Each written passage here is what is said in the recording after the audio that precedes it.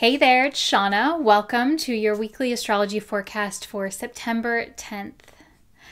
This week I've titled Expect the Unexpected because we have a very spontaneous kind of vibe this week.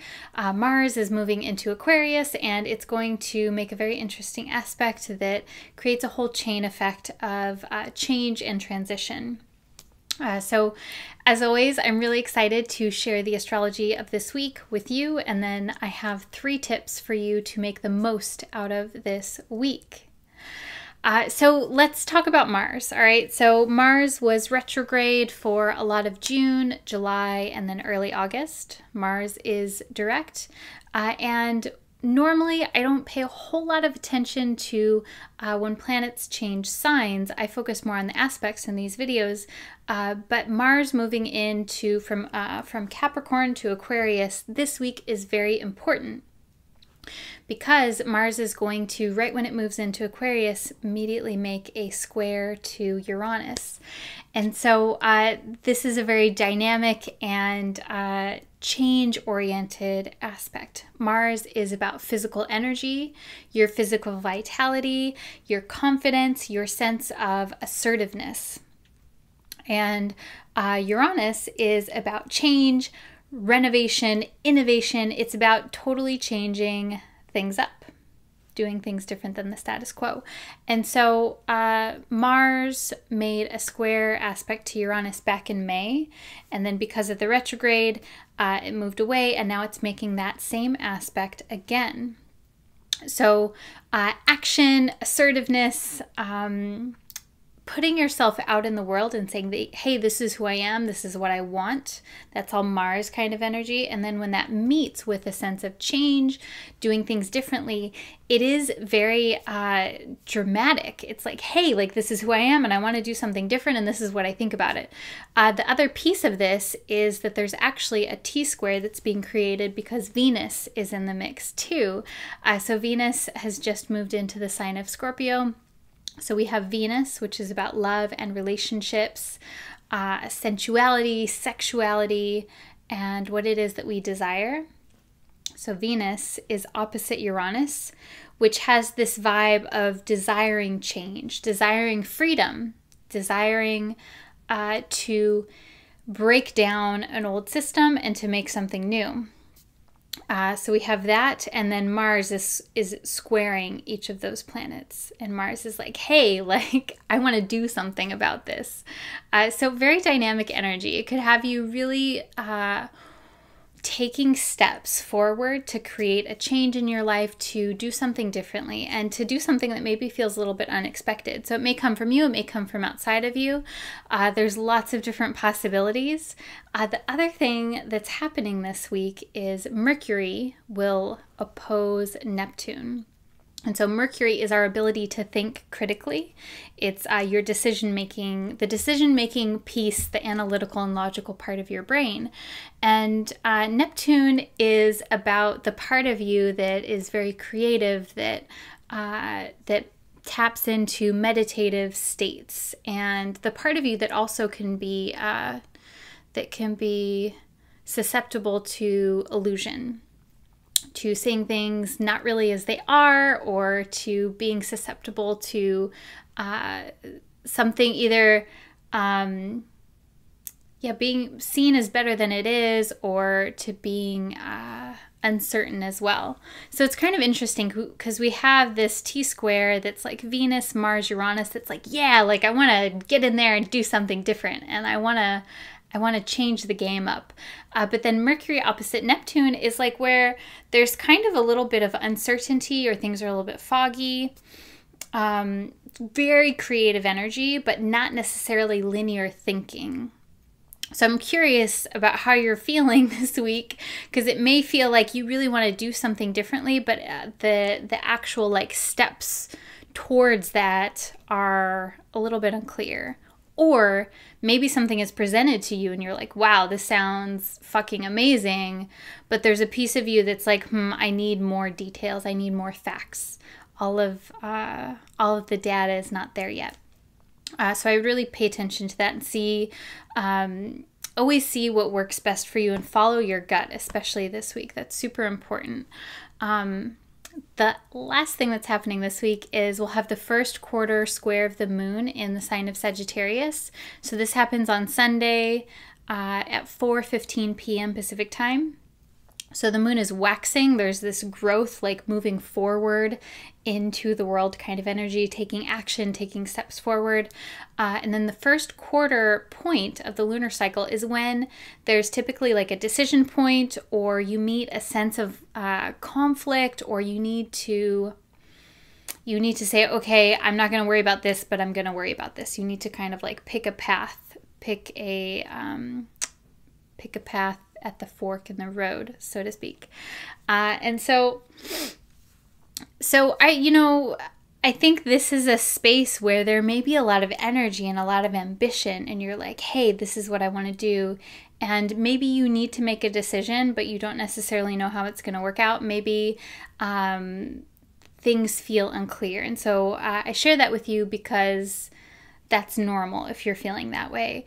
I think the best thing for this week is to really stay open to what feels good, to where it feels like things are opening for you, where it feels like there's a sense of effortlessness, because with Uranus being an integral part of this week, there is like openness and newness. It's just a matter of like staying open and being willing to say yes to change. So that being said, I have 3 tips for you to really work with all of this astrology this week. So number 1 is to break a habit. And I say that because this vibe this week is really great for breaking a habit. And so instead of like having something, feeling like something is exerted on you, you can use this. You can say, hey, I want to do something differently. I want to break this habit that I have. And it can be something that's self-destructive. It can be something that's just like mundane and that doesn't really matter a whole lot, but like that's really tapping into this energy. So that's tip number 1, to break a habit. And this is great because Mars is about cutting things. It's about like, severing ties when you need to. And so I'd really notice if there's something in your life where you need to break, that's a good use of this energy. So that's tip number 1, to break a habit. Tip number 2 is to keep your options open. And so I say that because I would caution you from making any decisions that are concrete, that are set in stone. I don't think that you need to avoid taking action. We're in the waxing moon phase. This is definitely a time of action, but don't box yourself in. Give yourself a backup plan, give yourself options and possibilities. And I say that because we have Mercury opposite Neptune. So there is a vibe this week where maybe the details are not entirely clear. Maybe you don't have all of the information that you need. So give yourself ways to do that. So keep those options open. Tip number 3 is to stay physically active. And I always recommend this whenever we have Mars aspects, because Mars is about your physical body.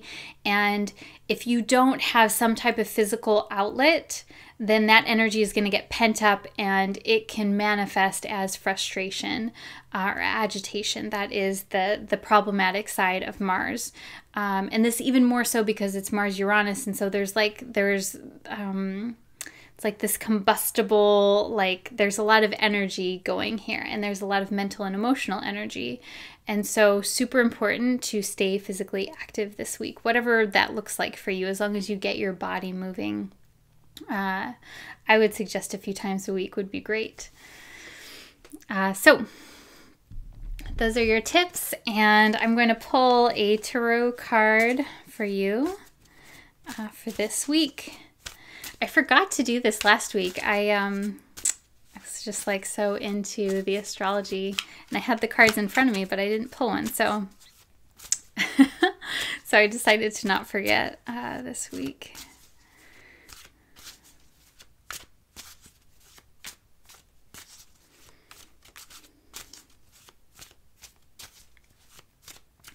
All right.